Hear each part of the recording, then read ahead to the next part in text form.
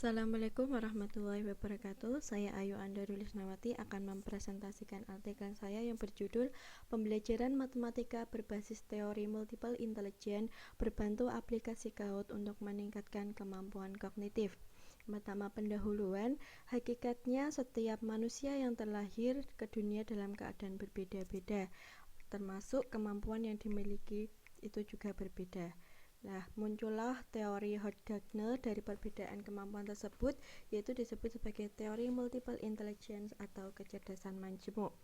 Teori tersebut dapat kita digunakan sebagai pembelajaran, di mana nanti pembelajarannya adalah berbasis teori multiple intelligence yang akan memunculkan kecerdasan yang dimiliki siswa di kelas berbantu Kahoot, di mana Kahoot ini akan mendukung kecerdasan yang dimiliki oleh siswa sehingga akan meningkatkan kemampuan kognitif siswa. Kita ke pembahasan yang pertama, multiple intelligence. Multiple intelligence sendiri dikemukakan oleh Dr. Hurdt-Gardner, seorang psikologi kognitif dan kondektorat Project Zero di University Harvard, mengemukakan 8 kecerdasan yang dimiliki seseorang yang disebut dengan kecerdasan jamak atau multiple intelligence. Menurut Gardner, kecerdasan jamak adalah kemampuan menyelesaikan masalah atau menghasilkan produk yang dibuat dalam satu atau beberapa budaya. Gardner mengemukakan setidaknya ada 8 macam kecerdasan dimiliki oleh manusia. Yang pertama, verbal linguistik, kedua, logis matematis, ketiga, visual spasial, kinestetik, musikal, interpersonal, intrapersonal, dan yang terakhir adalah naturalistik. Pembahasan yang kedua, pembelajaran matematika berbasis teori multiple intelligence. Pengertian, pembelajaran berbasis kecerdasan majemuk menurut Gardner adalah pembelajaran yang menghargai keunikan setiap individu, berbagai variasi belajar, mewujudkan sejumlah model untuk menilai mereka dan cara yang hampir tidak terbatas untuk mengaktualisasikan diri.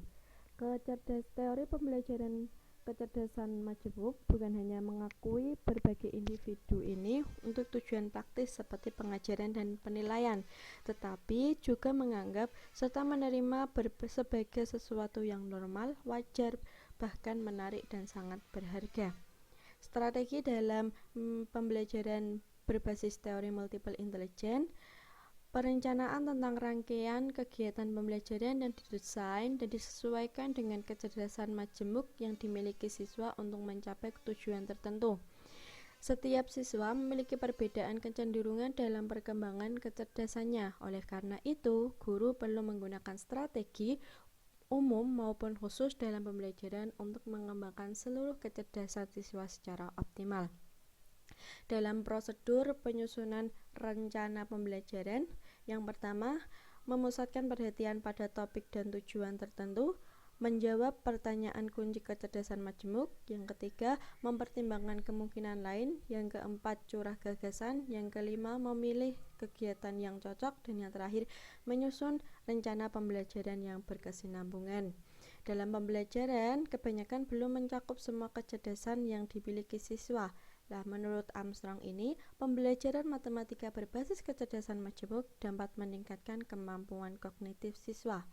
Kemampuan kognitif dapat dipahami sebagai kemampuan anak untuk berpikir lebih kompleks serta kemampuan melakukan penalaran dan pemecahan masalah.